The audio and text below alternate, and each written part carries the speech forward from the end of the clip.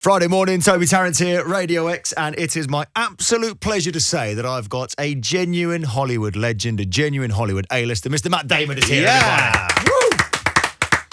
Hello, good morning. We made a good noise there for three of us. I thought we did very well. Pretty good, actually. How are you, sir? Fantastic. Good. Yeah, it's great. lovely to have you here, I have to say. It's a genuine honour. We're talking, of course, about the film Oppenheimer, which I saw on Monday, and I've been excited about this film for a very long time, I'll be honest. I was very, very hungover, and it's 3 hours long, and I sat down there, and I was like, right, here we go.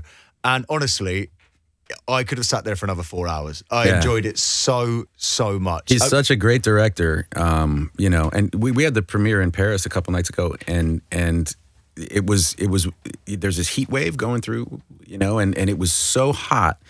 And something happened to the air conditioning. It got really hot in the theater. And the theater was packed, and everybody's wearing, they're dressed up. So, I mean, I had a flop sweat going. And, so I can't imagine the other people in the movie theater, but nobody moved for the entire. I mean, it was just people were so, and I was expecting people to be standing up or walking out or whatever, and I was like, wow, I think we're in good shape. That's great. That's a nice sign, isn't it? Yeah, absolutely. They're staying put. It is incredible. It's one of the best films I've seen in a very, very long time. I absolutely loved it. Was that the first time you saw it at the premiere? No, I'd seen it before, but my kids were watching, so I it's a pretty intense movie. I wanted to be there and make sure that they were okay.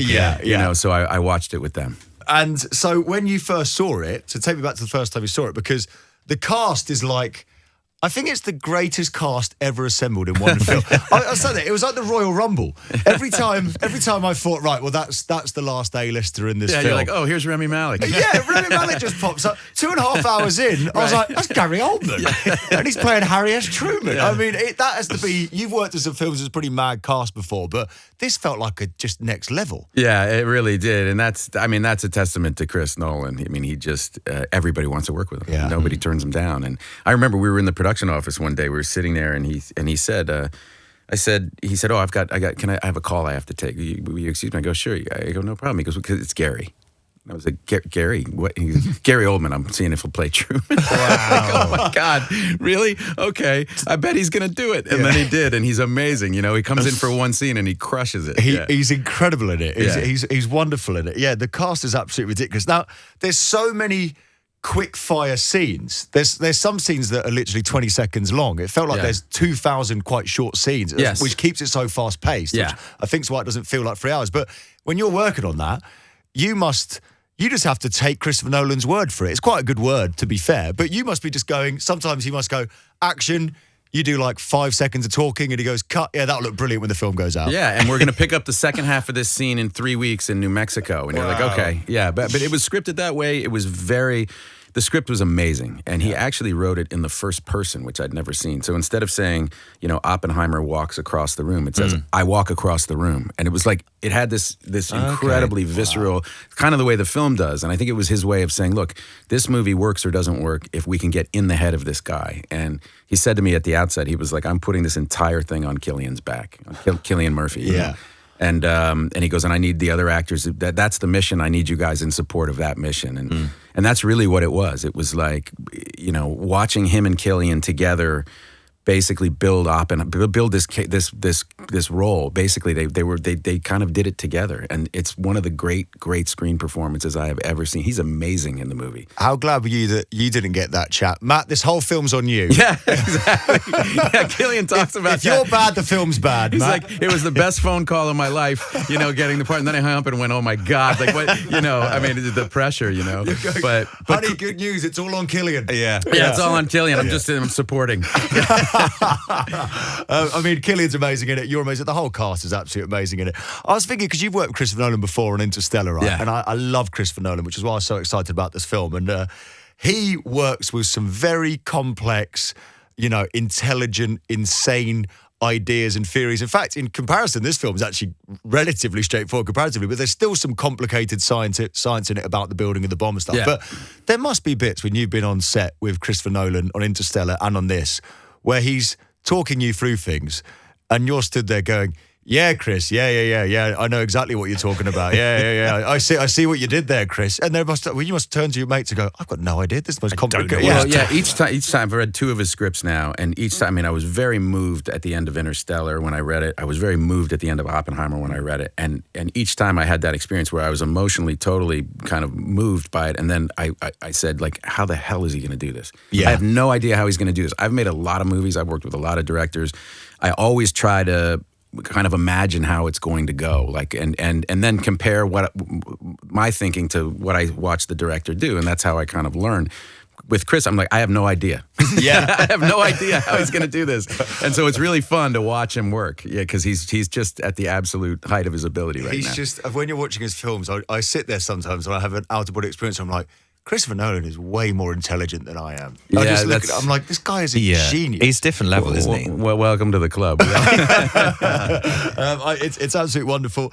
And I wanted to ask you, because obviously we're a music station, and I think that your music taste is very much in our world. So when you're chilling out whilst you're sitting in the desert in the middle of New Mexico, wherever you're doing your next scene, do you go back to your trailer and tuck some tunes on? Yeah, always. I Really? always have all my music on my phone, and usually carry a pair of headphones with me, just kind of chill out. And my daughter, my 17-year-old, has been great recently. Like, she's getting, she's like into like, the Smiths and she's listening to like old stuff. Like she got into Simon and Garfunkel. I'm like, wow, did she? Yeah. No, Okay. she's very cool. Just all kind of on her own, and so I've been going backwards a little bit with my musical taste. Yeah. What sort of bands, if you not just currently, but what are your favorite bands of all time? What do you tend to listen to? You know who's great? Have you guys been listening to Inhaler? Yes. Oh, well, it's Absolutely. Those guys are epic. Bono's man. son, isn't I know, it? They're Eli, so yeah. fantastic. Yeah. Really good. They're so great. And I was actually I talked to Bono about it a couple years ago, and he had me laughing because he said there's a song that they wrote called Ice Cream Sundae, and his son,